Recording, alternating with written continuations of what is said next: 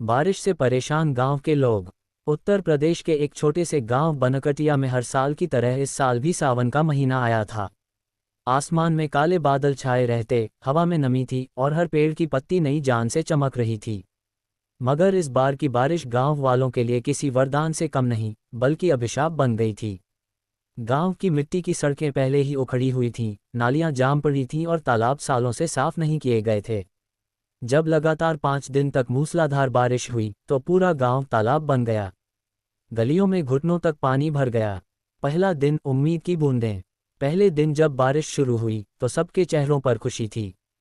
किसान रामलाल ने आसमान की ओर देखते हुए कहा, वाह भाई, इस बार तो फसल खूब होगी। भगवान ने आखिर हमारी सुन ही ली। उसकी पत्नी शांता मिट्टी के चूल्हे पर चाय बना रही थी। उसने मुस्कुराते हुए जवाब दिया, हाँ, मगर ज्यादा मत बोलो। पिछले साल भी तू यही बोला था, फिर खेत में पानी भर गया था।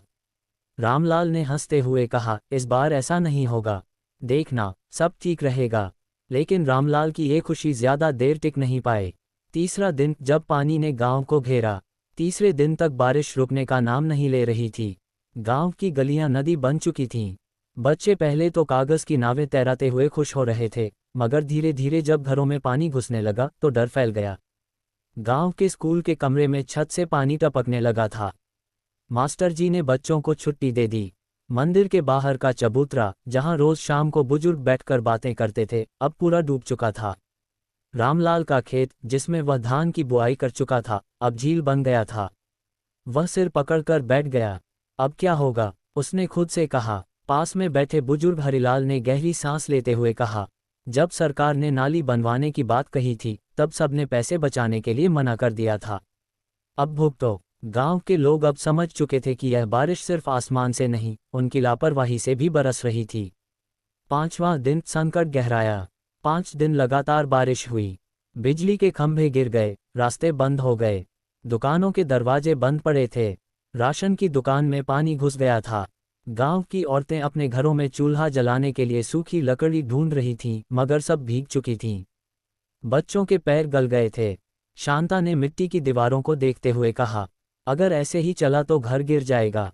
रामलाल ने अपने दोनों हाथ जोड़कर भगवान से प्रार्थना की, हे ठाकुर जी, अब तो बस करो, वरना हम सब डूब जाएंगे। छठा दिन मदद की आस। अब गांव के लोग पंचायत भवन में इकट्ठा हुए। प्रधान सुरेश यादव ने सबको समझाते हुए कहा, हमने तहसील में सूचना भेज दी है, मदद जल्द आएगी। लेकिन लोग जानते थे कि मदद का मतलब गांव में कई बार सिर्फ वादे होते हैं। रामलाल ने गुस्से में कहा, साहब, लोग कागज पर राहत बांट देंगे, मगर हम यहाँ भूखे मर जाएंगे। भीड़ में एक जवान लड़का रंजीत बोला, हम खुद ही कुछ करना होगा। चलो, सब मिलकर नाली साफ करते हैं ताकि पानी बह सके। शुरू में कुछ लोगों ने टालने की कोशिश की, मगर धीरे धीरे सब जुट गए। औरतें बाल्टियां लेकर आईं, बच्चे मिट्टी निकालने लगे, बूढ़े लोग रास्ता दिखाने लगे। गांव की एकजुटता ने काम करना शुरू कर दिया। 7वां दिन जब उम्मीद लौट आई, 7वें दिन सुबह जब सूरज की हल्की किरणें निकलीं, तो ऐसा लगा जैसे आसमान ने आखिर रहम खा लिया हो। बारिश थम चुकी थी और हवा में एक हल्की सी ठंडक थी। लोगों ने राहत की सांस ली, मगर तब तक गांव के हालात बुरे हो चुके थे। कई घरों की दीवारें गिर गईं, कुछ लोगों के मवेशी बह गए और खेतों में पानी भरने से फसलें बर्बाद हो गईं। लेकिन इन सब के बीच एक नई बात हुई, गांव वाले अब एक दूसरे के साथ खड़े थे। रंजीत ने अपने दोस्तों के साथ मिलकर राहत के लिए एक सूची बनाई, किसके घर में ज्यादा नुकसान हुआ है, किसे खाने की जरूरत है, किसके पास रहने की जगह नहीं है। उन्होंने सबको बराबर बांटकर चीजें दीं। शांता ने अपनी बची हुई सूखी रोटियां पड़ोसी को दीं। हरिलाल ने अपने घर की दीवार पर दूसरों को सोने दिया। पहली बार गांव के लोगों ने महसूस किया कि मुश्किल वक्त में हम ही सबसे बड़ी ताकत हैं। 10वां दिन सीख। जब सरकारी मदद आखिरकार पहुंची, नाव में राशन, दवाइयां और कंबल लेकर, तो गांव के लोग अब टूटे नहीं थे, वे संगठित थे। सरकारी अधिकारी ने पूछा, कितना नुकसान हुआ? रामलाल ने मुस्कुराकर कहा, नुकसान बहुत हुआ है साहब, मगर हमने एक बात सीख ली, बारिश से नहीं, अपनी तैयारी की कमी से डरना चाहिए। अधिकारी ने सिर हिलाया और कहा, सही कहा आपने, अगले साल हम सब मिलकर नालियां और रास्ते ठीक करवा देंगे। बारिश के बाद की सुबह। धीरे धीरे गांव में जीवन वापस लौटने लगा। बच्चे फिर से गलियों में खेलने लगे।